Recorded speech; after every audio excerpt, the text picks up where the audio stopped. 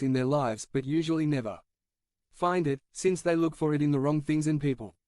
John 6:35 Jesus said to them, I am the bread of life.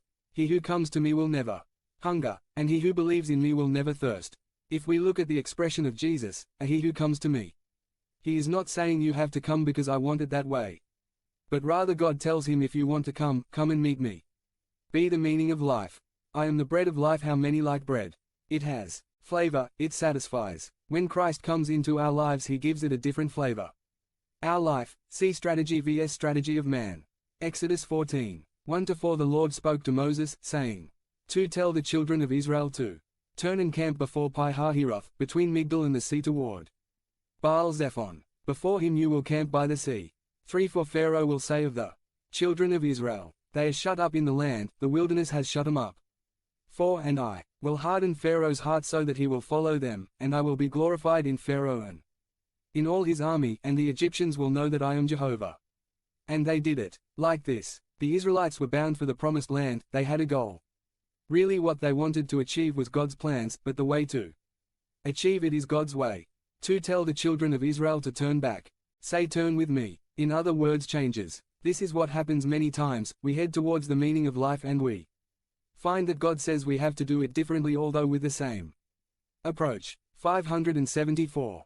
The people of God were warned that they had to change their path to reach the promised land. Although going through Pirot was not the plan of the Israelites, but it was God's plan. Pharaoh noticed the change and said, now they are mine, but God said, no, Pharaoh is backwards now. If you are mine. God's plan in man is always to glorify his name of him, and I will be glorified in Pharaoh and in all his army, and the Egyptians will know that I am Jehovah. God's plan gives meaning to our lives. God's plan gives direction. John 8:12 Again Jesus spoke to them, saying, I am the light of the world. The fact that if you follow me, you will not walk in darkness, but you will have the light of life. Jesus, in front of the scribes and Pharisees, lawyers of the law, told them that their knowledge and their religion had no direction. Many know about God, they know about Jesus Christ, but as a religion. But Christ stops being a religion when you begin to let yourself be guided by him.